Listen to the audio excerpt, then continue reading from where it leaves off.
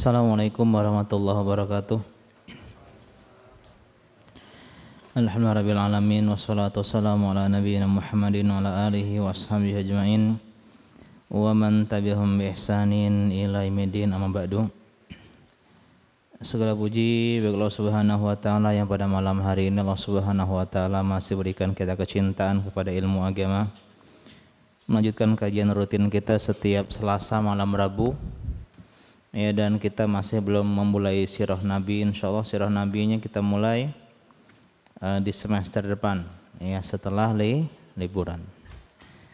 2 pekan terakhir kita bahas tentang fikih bulan apa? Bulan Syawal. Amalan-amalan di bulan Syawal. Apa yang pertama? Hari raya. Amalan di hari raya. Salat Idul Fitri, memperbanyak takbir, bayar zakat fitri. Kemudian yang kedua apa? Berpuasa, baik puasa qada Ramadan atau puasa Syawal. Berapa hari?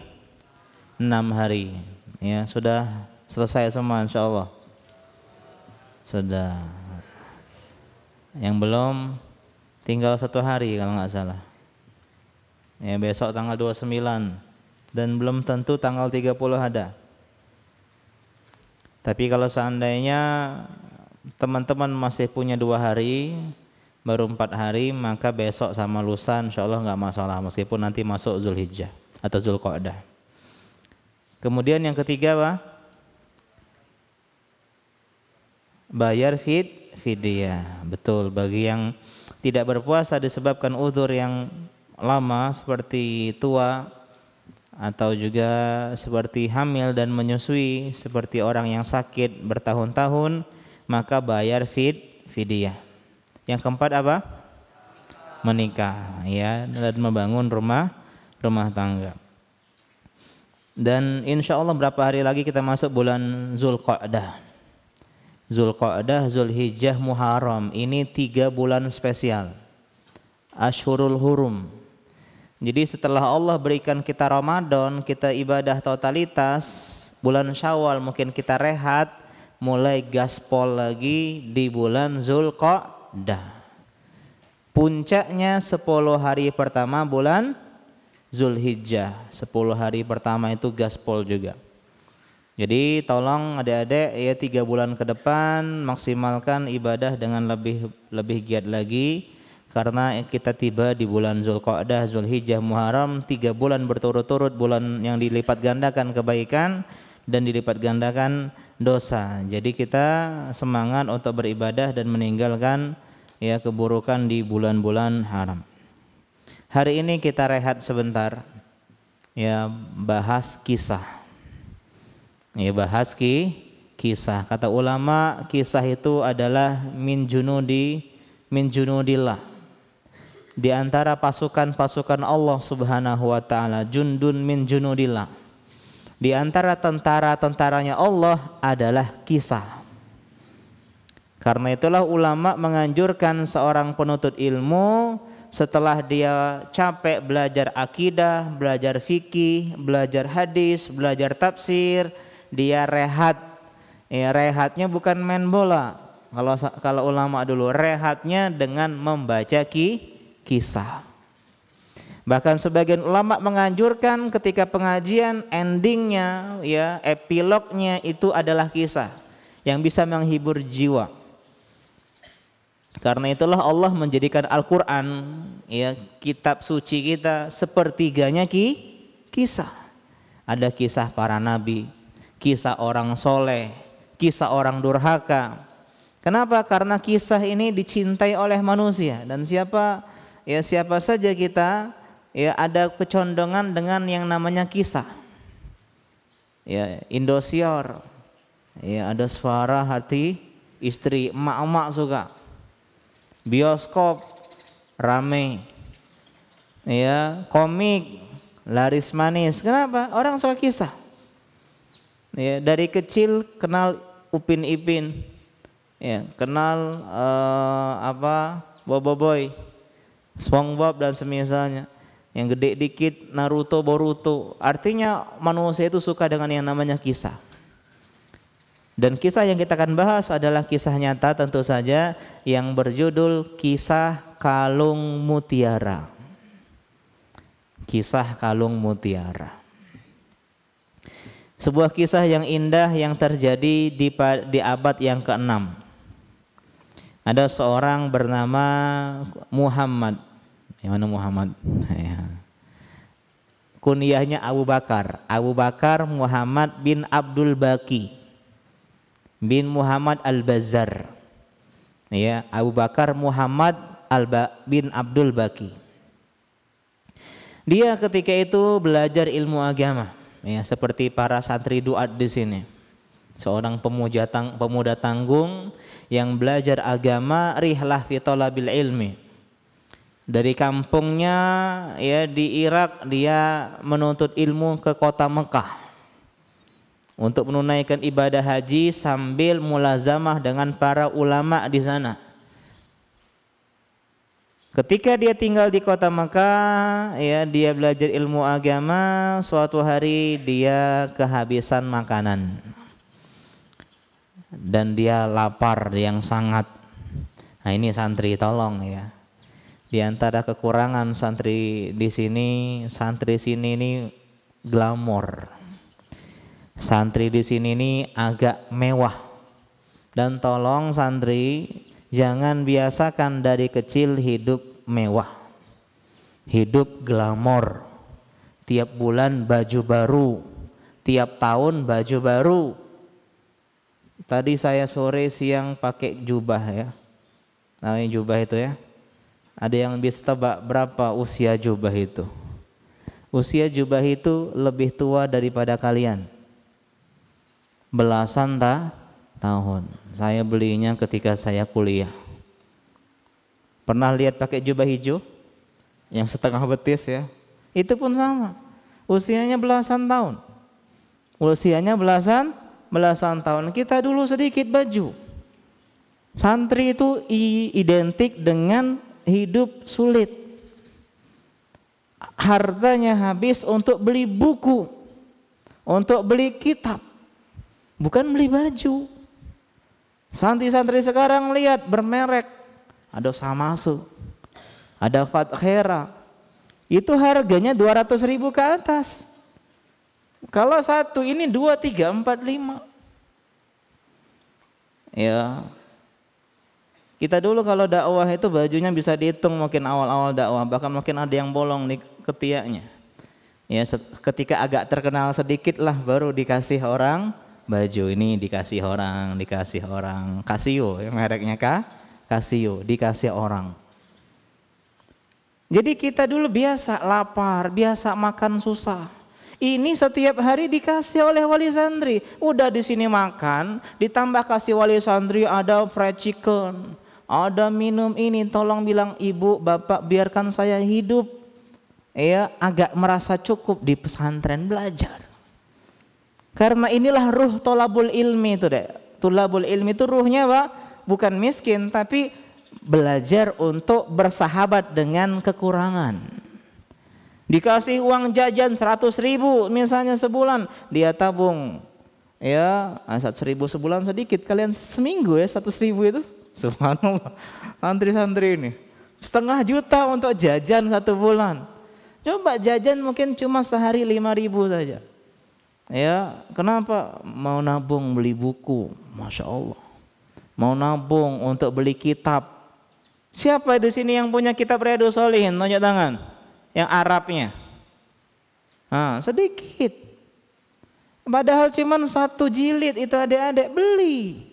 Riyadhus Shalihin tuh kepake dimanapun, kapanpun.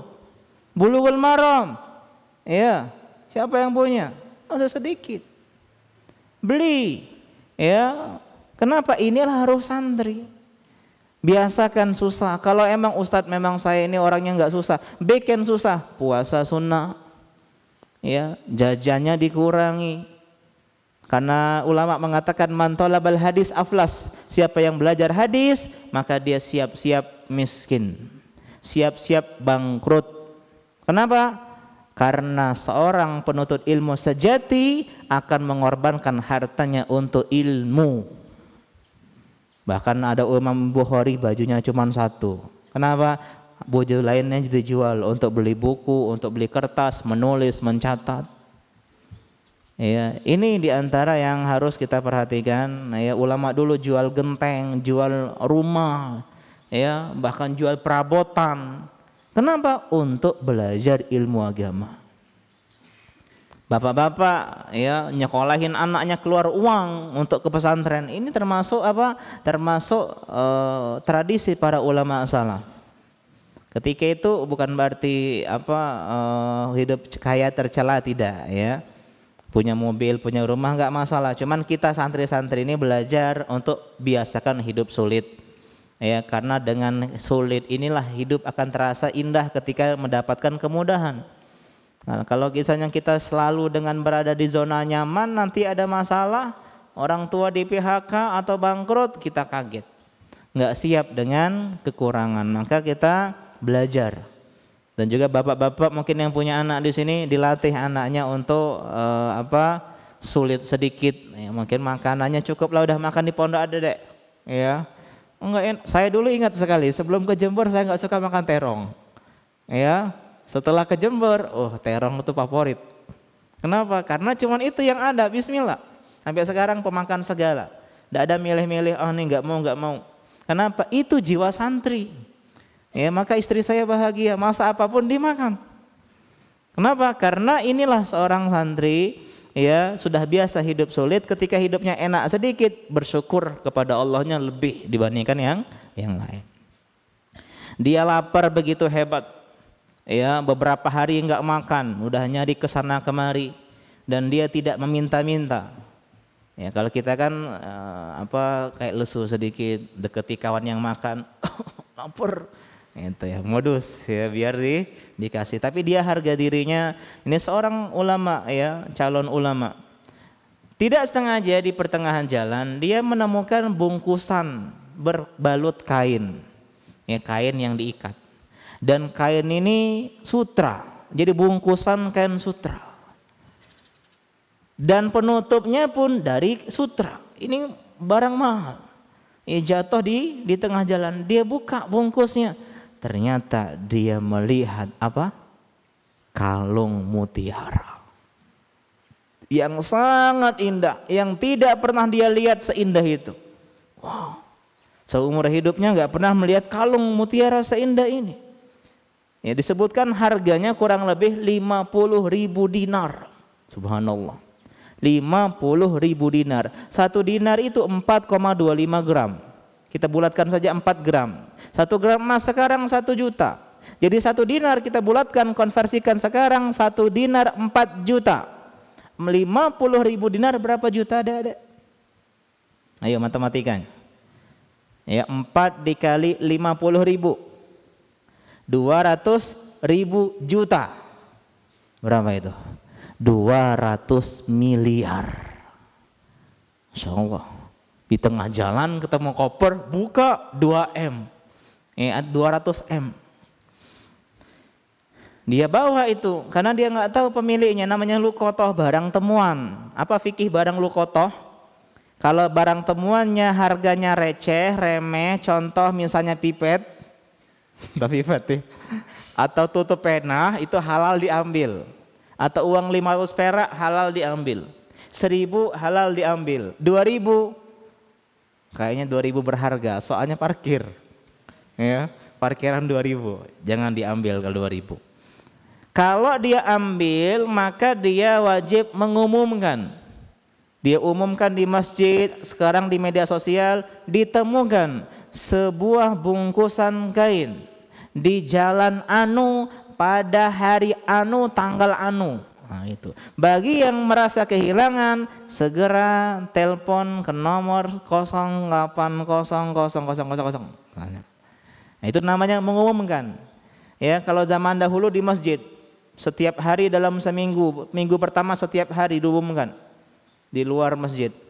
Kemudian sebulan pertama setiap minggu, setiap Jumat. Sebulan-bulan berikutnya setiap bulan. Selama 12 bulan, selama 1 tahun. Kalau tidak ada, baru halal untuk kita ambil. Dia niatnya untuk apa? Mungkin diumumkan nantinya. Ternyata ketika di perjalanan pulang dia mendengar seorang kakek tua. Ya. Namanya kakek pasti tua ya. Mencari sebuah bungkusan kain yang hilang. Tolong, tolong, bungkusan kain saya hilang. Saya janji akan kasih imbalan 500 dinar. Masya Allah. Nah sekarang tadi 1 dinar berapa juta tadi? 4 juta. Berapa 500 dinar? 2 miliar. Bagi yang mendapatkan menemukan bungkusan kain saya kasih 2M. Insya Allah para pemulih tutup toko-toko. Ya, lebih milih nyari 2M bungkusan kain daripada jualan bakso, jualan tewan, tutup seprabu mulih. Kenapa? Mereka nyari mana si kakek tua tadi, dia kehilangan bungkusan kain. Ketika mendengar itu, Abu Bakar Muhammad bin Abdul Baqi ini, waduh, ini berarti punya sang kakek nih. Akhirnya dia datangin kayak apa isinya kayak ya dilihat ini ya, ditanya dulu. Kalau temu barang hilang jangan dikasih tahu. Uang ditemukan di asrama Ali di tangga pada hari sekian. Datanglah misalnya siapa? Ya, siapa datang? Ilham Ridho. Itu punya saya. Berapa uangnya? 1 juta. Salah. Balik-balik, bukan. Nah, dites dulu. Jangan langsung dikasih. Ya, datang Muhammad Abdurrahman. Saya hilang berapa? 500.000. Enggak, betul. Ya, mau bukan. Datang Ferozepo, berapa? 50.000. Gimana 50.000-nya? Warna kuning. Enggak ada ya warna kuning. Warna biru. Ah ya betul, ini punya Ferozepo. Dikasih ke Ferozepo, ternyata jatuh uangnya tadi. Nah ini baru diuji dulu terlebih dahulu. Ternyata betul itu punya kakek, kalau mutiara diberikan. Ini kek saya menemukan tadi jatuh di tengah jalan. Masya Allah nak. Ya Masya Allah baik sekali. Ini uangnya sebagai imbalan 500 dinar. Kalau kita langsung diambil. Ya, tapi ini seorang berilmu. Dia tahu ini kewajiban, gak pantas dia menerima hadiah. Memang sudah kewajiban orang yang fikih luqathah amanahnya mengembalikan kepada pemiliknya. Ya, meskipun dalam pikirannya bisa lah untuk makan, kan kelaparan beberapa hari ini. Darurat ini, darurat.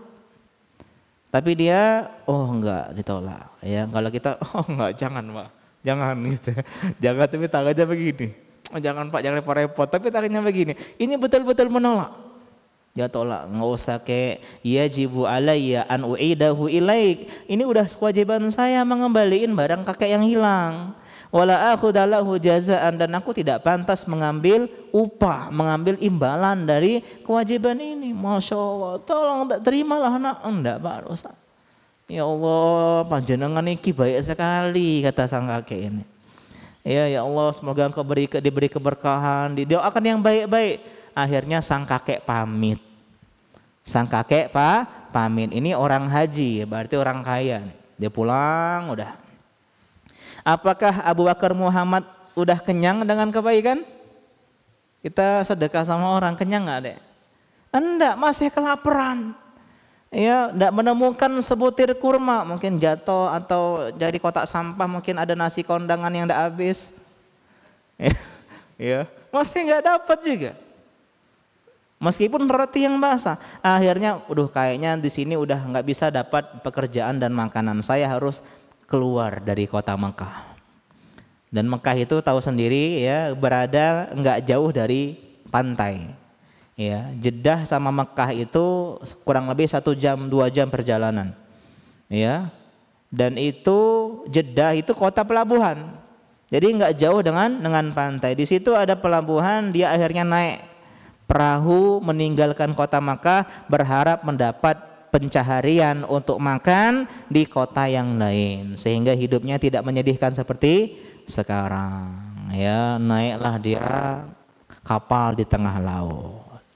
Tapi takdir siapa yang tahu, tiba-tiba datang badai. Tiba-tiba ombak menjadi gede. Hujan mungkin deras.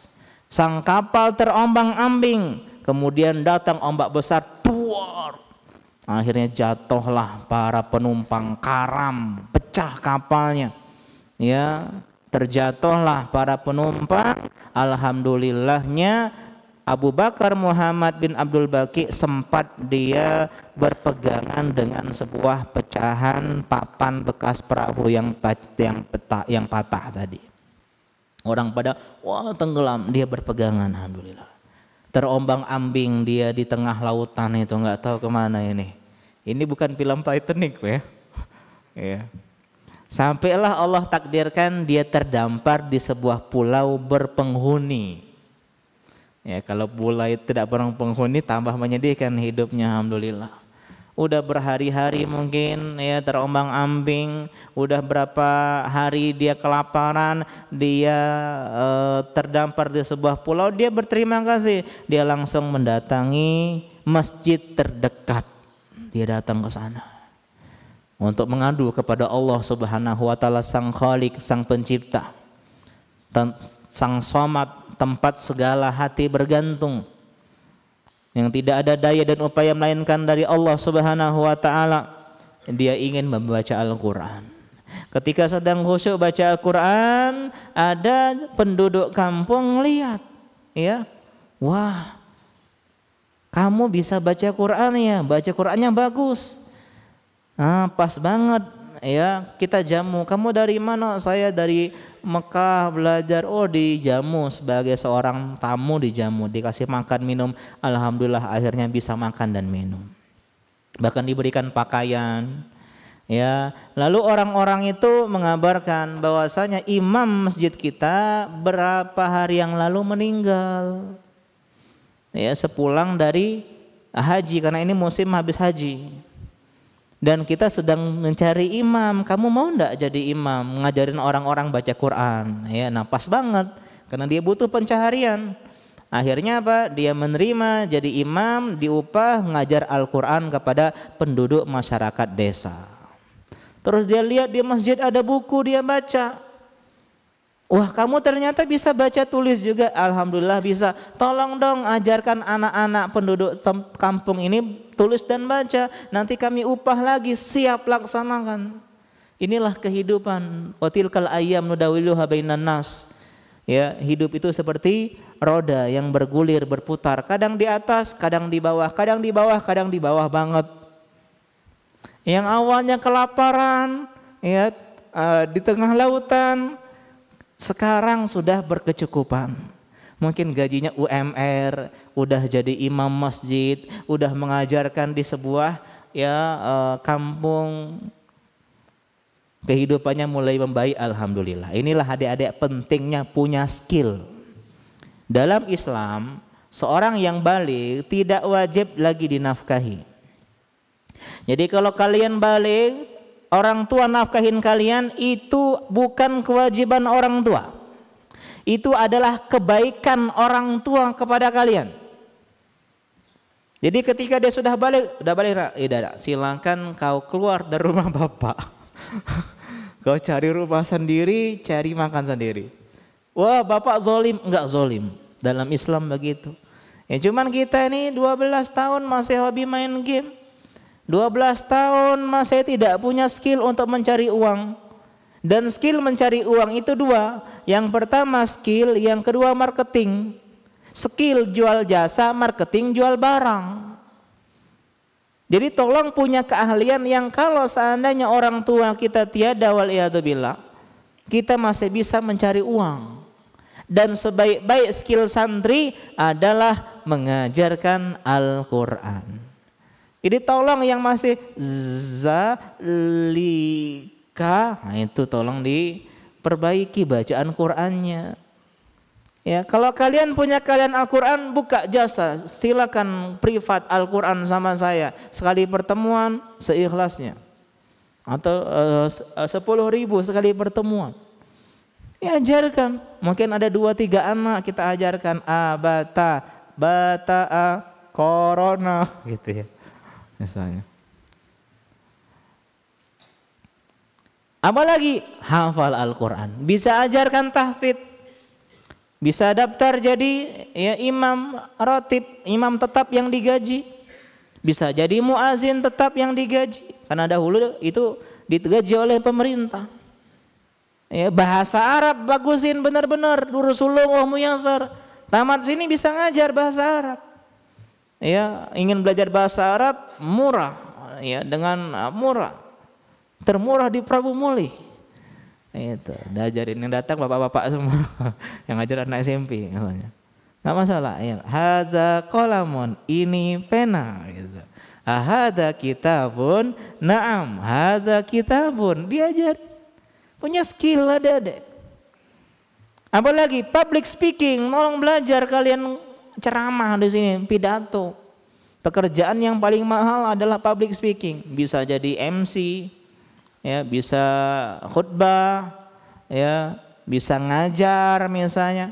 Ini diantara yang harus kita miliki. Jadi tolong daripada kita ya liburan banyak-banyak main, coba kalian tambah skill menulis, edit video, desain grafis. Itu kan sebuah skill-skill yang mahal. Sekarang YouTube bertebaran videonya, bisa belajar gratis dari mana saja. Yang penting keinginan, yang penting niat untuk belajar hal yang baru. Siapa tahu passion kalian di sana. Kemudian lihat, karena ilmu Allah angkat, karena dia bisa Quran, dia Allah jadikan ya kemuliaan, Allah jadikan dia sebagai imam, Allah jadikan dia sebagai guru Al-Quran. Inilah pentingnya ilmu. Kalau kalian punya ilmu agama yang baik, Allah tidak mungkin telantarkan kalian, tidak akan mungkin Allah miskinkan kalian. Memang ilmu tidak menjamin seorang kaya. Ya, saya bilang ketika melamar sama calon mertua, Pak, saya seorang dai, seorang guru pesantren, saya tidak bisa menjanjikan kekayaan yang banyak untuk putri Bapak. Oh, enggak apa-apa, Mas. Ya, saya jujur saja.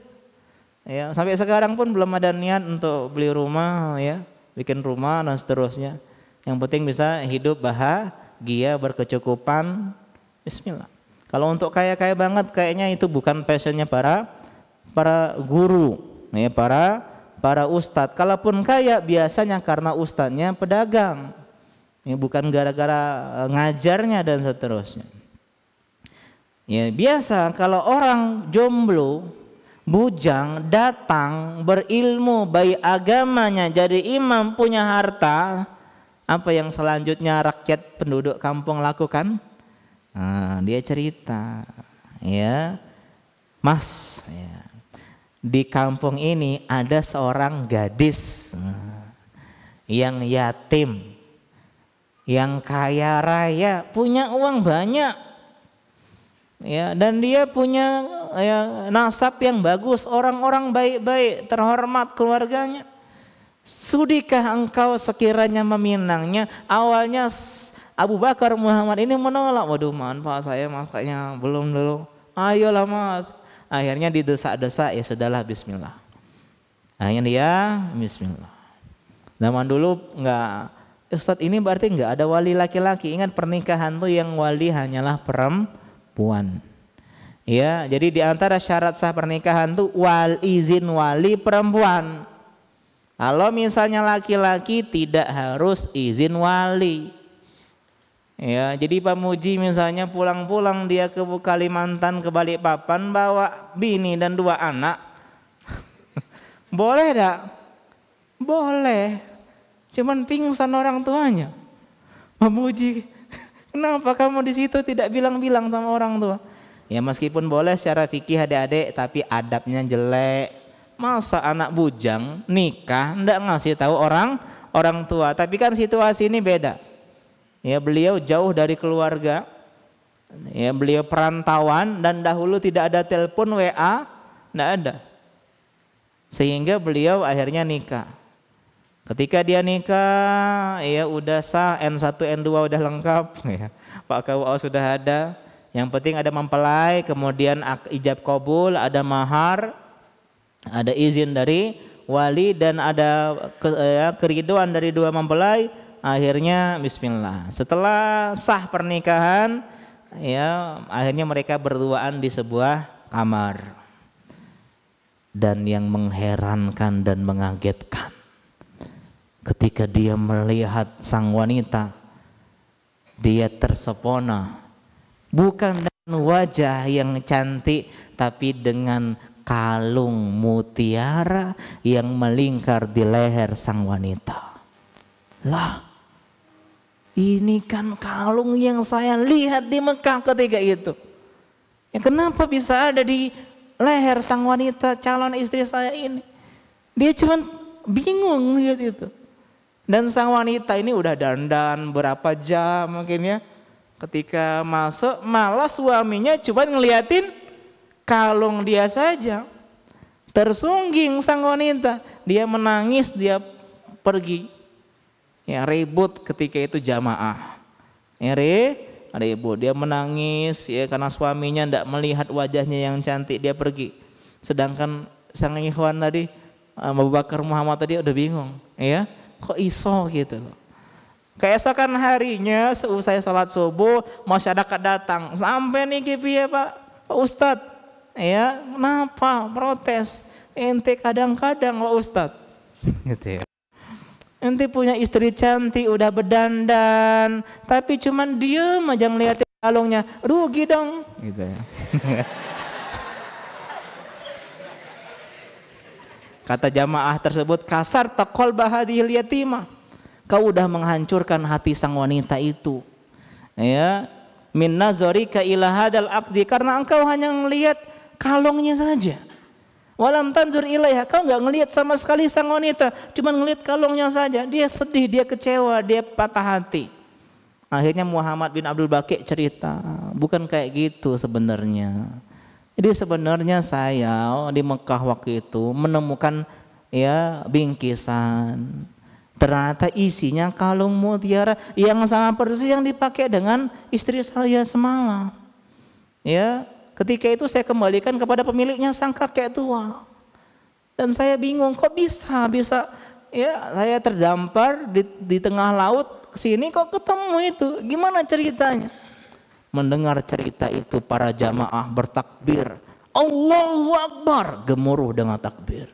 Loh, ada apa? Mabikum, ada apa dengan kalian? Kenapa kalian terlihat bahagia dan antusias dengar cerita saya? Jadi begini Pak, kata beliau. Zalika syekh alladhi akhadha minkal aqd abu hadhihi sabiyah. Ya, kakek orang tua yang kau lihat di Mekah ketika itu bapaknya wanita ini. Dia itu imam masjid kita, haji. Pulang-pulang dari haji dia cerita, Masya Allah, ma wajadtu fid dunya musliman ghaira hadzal ladzi rada alayya hadzal aqd. Aku seumur hidup tidak pernah ketemu orang sebaik pemuda di Mekah yang mengembalikan kalung saya ini. Dia nggak mau terima upah sama sekali. Cerita, wah ini kan jamaahnya antusias ya. Pak Ustadz cerita, wah saya tadi ke Mekah ya kehilangan harta, kalung mutiara saya hilang. Alhamdulillah saya ketemu dengan laki-laki yang baik, yang soleh, ya, yang dia tidak mau terima upah, dia kembalikan baik-baik. Padahal kalau dia pergi, dulu kan ada CCTV adik-adik, polisi pun susah melihat jejaknya zaman dulu. Apalagi Muhammad Abdul Baqi ini seorang perantauan di sana. Ya mudah dia hilang ya enggak. Bukan orang di sana, dia dapat situ langsung dia beli tiket. Ya langsung dia ke Turki misalnya. Atau langsung dia ke Indonesia. Ya, atau dia kemana? Ke Singapura. Sudah enggak ada lagi orang yang tahu jejak dirinya. Tapi dia dengan baik-baik kembaliin. Bahkan yang spesialnya dia enggak mau terima upah sama sekali. Padahal lagi miskin, lagi lapar-laparnya, enggak makan beberapa hari. Kemudian lihat doa sang kakek, Allahumma ijma' baini wa bainahu. Ya Allah tolong pertemukan saya dan dia untuk kali kedua. Hatta uzawijahu bibinti, agar saya nikahkan dia dengan putri saya. Luar biasa. Qadarullah sang kakek tua sakit. Jatuh sakit, kemudian meninggal. Nah, setelah dia meninggal datanglah sang laki-laki tadi terdampar. Dan ternyata dijodohkan oleh masyarakat dengan sang wanita, dan wanita ini adalah anak dari sang kakek tua tadi. Jodoh tak akan kemana. Ya tak lari, jodoh dikejar. Ya. Jadi kalau memang ya Allah takdirkan bersatu, meskipun kita menolak sekuat-kuatnya, Allah akan satukan. Seandainya kita berusaha untuk untuk menyatukan, Allah bilang tidak, maka tidak akan pernah bersatu. Maka minta tolonglah kepada Allah Subhanahu wa ta'ala. Akhirnya dia menikah dengan sang wanita, ya. Kemudian Allah kabulkan doa, ya, sang ayah tadi dinikahkan dan dia hidup bahagia bersama istrinya. Bahkan dikaruniakan dua orang anak. Kemudian tidak lama sang istri meninggal. Jadi kalung mutiaranya jadi warisan, ya, dan suami itu dapat berapa adik-adik? 1/4 kalau punya anak, setengah kalau punya anak. Jadi ketika wanita meninggal, kalau wanita tadi punya anak, maka suami dapat berapa? 1/4. Kalau tidak punya anak, dapat setengah. Ya, inilah keutamaan menikahi wanita anak satu, anak tunggal, ya, orang tuanya kaya raya, sakit-sakitan.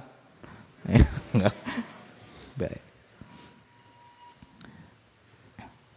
Kemudian anak-anaknya pun meninggal dunia terlebih dahulu, sehingga orang tua punya dapat warisan dari anak. Berapa dapatnya ayah? 1/6. Kalau nggak punya anak laki-laki 1/6 tambah asobah, kalau nggak punya asobah yang lain. Dari dapat asobah. Jadi kalung tersebut menjadi miliknya sepenuhnya. Kemudian dia pergi melanjutkan belajar ilmu agama sampai menjadi qadhi, hakim yang besar, ulama yang terkenal beliau. Biografinya disebutkan oleh Imam Zahabi dalam Syiar A'lam An-Nubala, ya. Dan beliau menjual, diceritakan kalung tadi beliau jual. Ya. Karena kenangan itu bukan di benda adik-adik, ya, tapi di hati. Ya, yang bikin mahal itu adalah kenangan, bukan benda. Sebagian orang itu ini hadiah, ini kenangan. Jadi banyak di rumahnya barang. Ya. Kenapa? Karena hatinya ada di barang. Sedangkan prinsip hidup seorang muslim minimalis. Ya, jangan banyak barang. Ya, ini kenangan itu. Bismillah, jual kalau nggak berguna, atau kasih ke orang, hadiahkan, sedekahkan.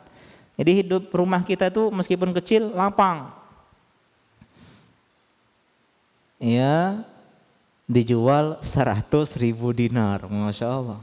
Dulu harganya 50.000 dinar. Berapa harganya? 400 miliar. Inilah keutamaan, ya, memiliki perhiasan atau emas. Harganya selalu naik. Investasi terbaik adalah emas. Kalau uang inflasi turun, beli mobil turun. Yang bagus itu adalah properti seperti rumah, ya, tanah. Ini belajar investasi sejak dini. Dan sebaik-baik investasi adalah emas. Jadi kalau kalian punya tabungan, beli emas sekian gram, ya, 0,5 gram sekarang bisa 500.000. Kalian punya tabungan, beli emas. Nanti bertahun-tahun kemudian kalian mau nikah, jual misalnya untuk modal, udah berapa? Udah naik harganya. Ya, dan ini diantara faedahnya adalah buah dari amanah dan kejujuran. As-sidqu tuma'ninah wal kazibu ribah. Jujur itu mendatangkan kebahagiaan, ketenangan. Ya, lihat kalau dia bohong, dia sembunyiin itu kalung mutiara, dia nggak kasih kepada pemiliknya, mungkin dia tidak mendapatkan kehidupan yang indah seperti sekarang. Tapi ketika dia jujur, meskipun pahit pada awalnya, endingnya selalu manis. Kalian misalnya punya kesalahan, kemudian ustadz tahu, ya, maka ada dua pilihan, jujur atau kalian bohong. Oh enggak, bukan aku enggak gitu kok, bukan aku yang mencuri misalnya, padahal dia mencuri. Kegelisahan yang datang, kegundahan yang datang, ya, mengkhianati diri sendiri. Tapi kalau kita jujur, meskipun kita nanti dikucilkan, nanti misalnya kita dijauhi teman-teman, ya, kita dihukum, tapi kalau kita tulus kepada Allah Subhanahu wa taala, maka Allah akan berikan kebahagiaan dan ganti yang lebih baik. Banyak kisah-kisah seperti ini. Ya, jadi tolong santri-santri pegang tentang amanah. Ingat kaidah man taroka syai'an lillah awadahullahu khairan minhu. Siapa yang meninggalkan sesuatu karena Allah, dia dulu punya harta yang banyak tapi haram dia keluarkan. Dia punya pekerjaan yang mentereng tapi haram dia tinggalkan. Dia memilih bekerja dengan biasa-biasa saja yang penting halal dan bagus, Allah berikan ganti dengan yang lebih baik. Awadallahu khairan minha. Allah ganti dengan yang lebih baik. Ya, ini haram kalau mutiara ini untuk diambil, tapi dia tinggalkan karena Allah. Diserahkan kepada pemiliknya, ikhlas karena Allah, berharap wajah Allah, amanah, jujur, Allah berikan kalung mutiara kepada dirinya dengan jalan yang halal. Ya, ada kisah juga seperti ini tentang ya pemuda pemakan terong. Ya, yang mungkin pernah ya kita ceritakan. Yang ketika dia tinggalkan itu terong karena Allah, Allah berikan dia istri, rumah, bahkan terongnya Allah berikan dengan jalan yang halal. Ketika seorang menempuh jalan yang haram, maka dia menutup jalan yang halal, seperti kisah Ali bin Abi Thalib yang beliau mampir di sebuah masjid karena untanya tidak punya tali kekang, dia minta tolong kepada seorang anak ya pemuda di situ untuk tolong dong jagain unta saya. Ya saya mau sholat dulu. Oh ya siapa? Ya. Habis sholat Ali keluar ngelihat ontanya masih ada, tapi pelana ontanya sudah tidak ada. Ternyata dicuri oleh pemuda tadi, nggak amanah, nggak jujur dia. Dia langsung nyari mana cindes, cinde ya kalau di sini apa di Praboleh ini tempat uang jualan barang curian. Ada enggak sini? Nggak ada ya, alhamdulillah kalau enggak ada. Ya kalau di Palembang cinde, kalau orang maling jual di sana kan. Maka dia datang ke pasar terdekat, dia lihat yang jual pelana kuda, oh ternyata ada pelana punya dia. Ali bilang, oh ini punya saya nih. Pak, dapat ini dari mana Pak? Oh barusan ada yang jual mas. Berapa dia jual misalnya? 50.000 rupiah. Subhanallah kata Ali. Aku niatnya di dalam hati ngasih orang tadi 50.000 sebagai upah jaga onta saya. Memang rezekinya tuh 50.000 rupiah, tapi dia tidak jujur, tidak sabar, tidak amanah. Allah berikan dia 50.000 yang haram. Seandainya dia jujur, dia jaga onta baik-baik, Allah berikan dia ya 50.000 yang halal. Ya sudah masuk waktu azan. Ya silakan azan dulu. Nanti silakan kalau ada tanya jawab. Assalamualaikum warahmatullahi wabarakatuh.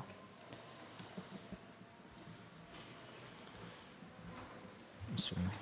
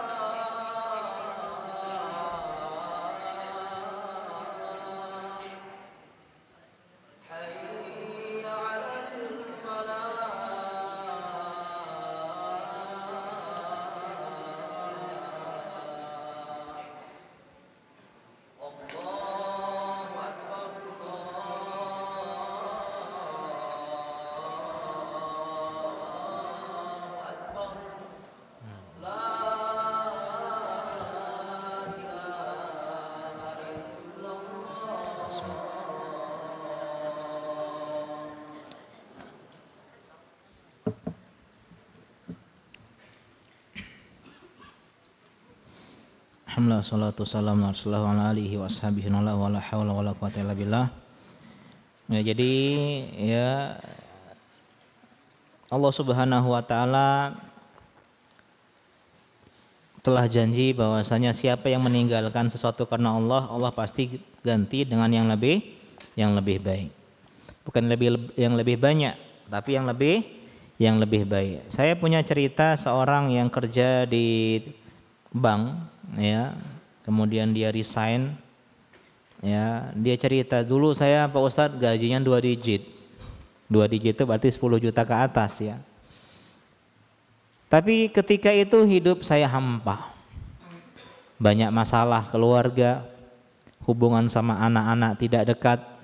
Setelah saya mengenal ya hidayah sunnah, saya keluar, dia cuman jualan herbal dulu, jual baju, jual buku, ya sedikit jauh penghasilannya. Tapi dia cerita, alhamdulillah meskipun sedikit ya penghasilan saya jauh dibandingkan yang dulu, tapi entah kenapa masih bisa nabung, ya masih bisa makan. Istri saya menjadi lebih solehah, lebih taat, yang dulu suka melawan. Anak-anak saya lebih berbakti, bahkan dia bisa menyekolahkan anaknya di sekolah-sekolah sunnah di Jawa. Ya, meskipun secara matematika lebih kecil nominalnya, tapi yang dicari adalah keberkahan.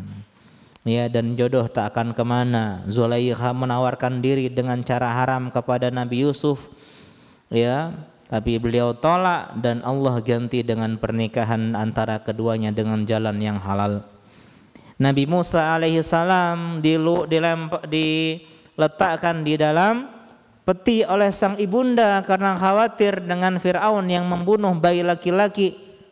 Terpisah, tapi Allah kumpulkan keduanya di istana Fir'aun menjadi seorang ibu susu.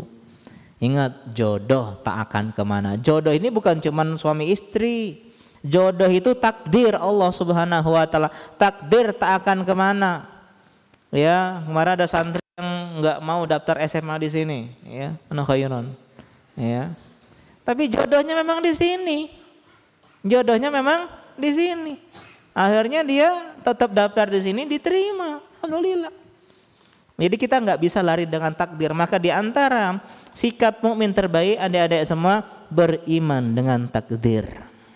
Allah, innallaha kataba maqadiral khalqi qabla an yakhluqas samawat bi khamsina alfi sanah. Ya, Allah telah menulis takdir kita. Pertemuan, perpisahan, ya, perjumpaan, ya, dan kepergian. Allah sudah catat semuanya. Suka, duka, senyum, air mata, bahagia, sedih. Allah sudah catat semuanya sebelum Allah ciptakan langit dan bumi. 50.000 tahun. Maka jangan gelisah, jangan galau, jujurlah sama Allah, amanah, yakin Allah akan berikan yang terbaik. Ya, jadi kalau ada misalnya ya kesalahan dalam diri, jujur sama Allah. Kalau ada kesalahan teman, laporkan ke guru, jujur sama Allah, Allah akan berikan yang lebih baik. Demikian mungkin pengajian kita pada malam hari ini cuman sekedar rehat saja ya, untuk karena kalian udah belajar fikih, ya, fikih zakat, kemudian belajar hadis amar ma'ruf nahi mungkar gitu ya, belajar melawan khawarij, akidah khawarij. Dan santai sedikit dengan rehat, belajar dengan kisah-kisah. Silakan kalau ada pertanyaan.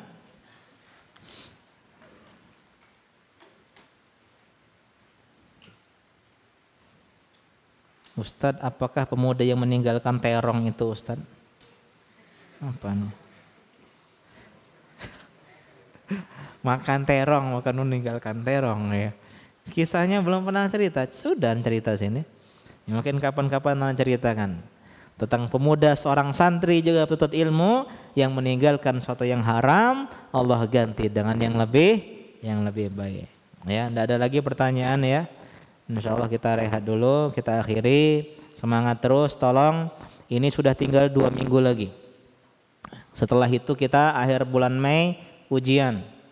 Ya, setelah ujian, class meeting, bagi raport, libur kurang lebih 3 minggu atau 1 bulan.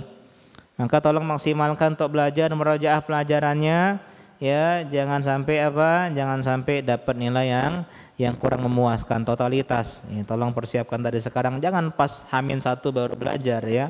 Tapi belajar itu jauh-jauh hari ya. Masya Allah. Bagaimana menghilangkan rasa patah hati? Masya Allah. Ke tukang servis. Zikrun nasi wa zikrullahi dawa. Kata Ibnu Aun, mengingat manusia itu penyakit. Ingat manusia bikin sakit hati. Ingat manusia bikin patah hati. Maka obatnya ingat sama Allah Subhanahu wa taala. Dosa mikiri orang yang nyakitin kita, tapi pikirin Allah, banyak baca Quran, banyak zikir. Itulah ala bi dzikrillah tatmainnul qulub. Dengan ingat Allah lah hati menjadi tenang ya. Dan di antara cara menghilangkan patah hati adalah menemukan hati yang baru. Ya, maksudnya hati yang baru bukan yang baru, tapi ini kata Ibnu Taimiyah ya. Kalau kau sedang merasa kehilangan, maka carilah ganti yang lain. Contoh dia misalnya sedih, kehilangan temannya nggak mau teman dia lagi, cari teman yang lain. Ya, dia sedih misalnya nggak bisa sakit kakinya, nggak bisa olahraga, main sepak bola, sedih dia, maka carilah main yang lain. Contohnya apa? Badminton misalnya, pakai tangan aja. Masih pakai kaki masih ya. Atau misalnya apa lagi? Ya. Main FF ya, udah pakai kaki ya, enggak. Itu aja ya. Insya Allah ini belajarnya satu topik tentang tazkiyatun nufus, tentang masalah hati. Demikian kita akhiri. Subhanaka Allahumma wa asyhadu an la ilaha illa anta astaghfiruka wa atubu ilaik. Wassalamualaikum warahmatullahi wabarakatuh.